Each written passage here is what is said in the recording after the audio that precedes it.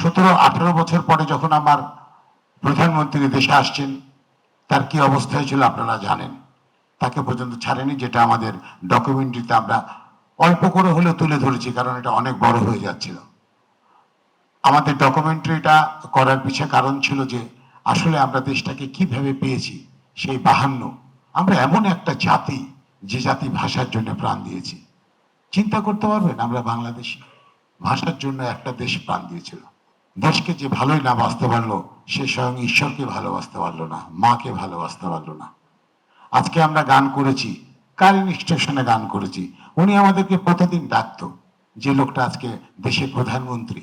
আমাদেরকে ডেকে, মৌসুমীকে ডেকে, মন্নাকে ডেকে, পরাণকে ডেকে, পরাণ বেরিয়ে যাচ্ছে, পরাণ তুমি কিন্তু সাবধানে থাকবা। এই কথাগুলো কি আমরা ভুলে গেছি না উনি ভুলে গেছে? আমরা তার ইনস্ট্রাকশনে কাজ করছি, সবার আগে বাংলাদেশ। আজকে চিন্তা করেন, বেগম জিয়া 40 বছরের একটা ঘরে সে ছিল। কি এক প্রতিশোধমূলক মানুষের চিন্তা, বিকৃত চিন্তা, সেই বাসা থেকে তাকে বের করে দিল। আমরা কি করেছিলাম? আমরা কিছু করতে পারিনি। আমরা মন্ত্রীদের সামনে বলছি, নেতাদের সামনে বলছি, আমরা কি যেতে পারতাম না? আমরা যাইনি, পারিনি, যেতে দেয়নি। তো যাই হোক, আজকে অনেক সময় নাই, আজকে অনেক কিছু বলার ছিল। যারা মারা গেছেন, যারা শহীদ হয়েছেন, তাদের আত্মার মাগফিরাত কামনা করছি। দুঃখ লাগে এখানে, যারা পা হারিয়েছে, যারা চোখ হারিয়েছে, তাদের জন্য আমরা কি করব? তারা সংসারের অশান্তি হয়ে গেছে, তারা সংসারের অশান্তি হয়ে গেছে বলে রাখলাম। বরঞ্চ তারা যদি মরে যেত, বরঞ্চ কাজে দিত। একজন অন্ধর, যেটা শাহিন ভাই বলল, একজন অন্ধর অন্ধত্ব সে বুঝতে পারে, সে আলো আর দেখে না। একজনের পা নাই, সে হাঁটতে আর পারে না। একজনের হাত নাই, সে আর চলতে পারে না। তার জন্য আমরা কি করছি? আজকে আমরা কিছু করার চেষ্টা করছি, গতবারেও করেছি, সালাম ভাই ছিলেন। মানুষের পাশে দাঁড়াতে বলেছে কে? আমাদের বর্তমান প্রাইম মিনিস্টার জনাব তারেক রহমান। আজকে আমরা এতগুনা বাচ্চাদেরকে হারাই ফেলেছি, শিশুদেরকে গুলি করতে বাধ্য করেনি।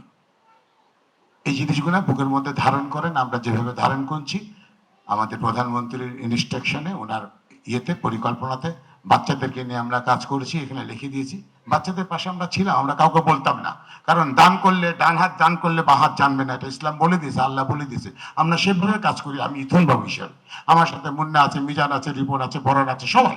আমরা কিন্তু এখানে কারো কাছে কোনো রকম কিছুই নেই, কোনো নেইনি। আমরা নিজেদের পয়সা দিয়ে। তো আমরা কি শিখছি এখান থেকে? আমরা দাদাদের কাছে গেলে আমাদেরকে কিন্তু খালি অতটুকু কথায় বলে আসতে হয়, 2 মন্ত্রী পেয়েছি তো এই জন্য একটু মনের স্বাদটা মিটাইনি। আমরা বলতে গেলে বলে ঠিকই আছে, হবে, কিন্তু কবে হবে ডেট দেয় না। তো এই জন্য বলছি দাদা, যেহেতু উনিই বলেছেন, আমার প্রাইম মিনিস্টার, প্রধানমন্ত্রী বলেছে চেয়ারটা খারাপ, চেয়ারে না বসে আমাদের সাথে এমনি অন্য কোথাও বসে কথা বলে কাজগুলো করে দিবেন, কারণ আমরা ওই চেয়ারের গরমে চাই না। আমরা যুদ্ধ জানি, গলা জানি, কথা জানি, আন্দোলন জানি, সবকিছু জানি। একমাত্র শহীদ প্রেসিডেন্ট জিয়া রহমানের সৈনিক হয়েছি আমরা, কারণ 1978-এ রাজশাহী সদ্য কলেজ একাডেমিতে আমি তবলা বাজছিলাম, আমাকে ডেকে নিয়ে এই শহীদ প্রেসিডেন্ট জিয়া রহমান দোয়া করেছিল আজকে নিথুন বাবু, যেমন দেবী নাজিরকে করেছিলেন। তো এই গল্পগুলো শুনতে হবে। এখানে আমি লিখে দিয়েছি, জুলাইয়ের 23 তারিখে আমার চোখে কিন্তু লাগে হচ্ছে আপনার ট্যাসেল।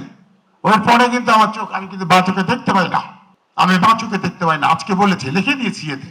আমি সানগ্লাস পরে গেছিলাম আমাদের মাননীয় প্রধানমন্ত্রীর সাথে দেখা করতে, উনি ইয়েতে ডাকছিলেন, স্কাইপিতে। তো বলছে আপনি কালো চশমা।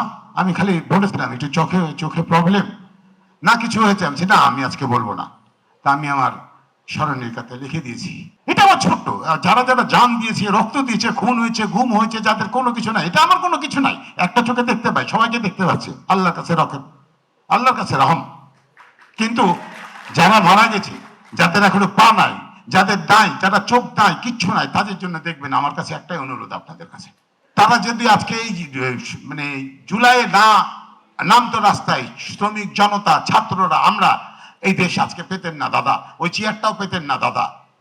তো দোহাই লাগে, আমরা গেলে যারা কাজের জন্য দরকার, যাদের কাজ প্রয়োজন, মৌসুমী আজকে বেকার। তো একটা শিল্পীর কি প্রতিদিন শো থাকে? একটা শিল্পী শোতে কয় টাকাই বা পায়? তাদের যদি একটা চাকরির ব্যবস্থা হয়, তাদের যদি একটা কোনো জায়গার যাওয়ার ব্যবস্থা হয়, তাহলে কিন্তু চলতে পারবে, আমাদেরকে বলতে পারবে।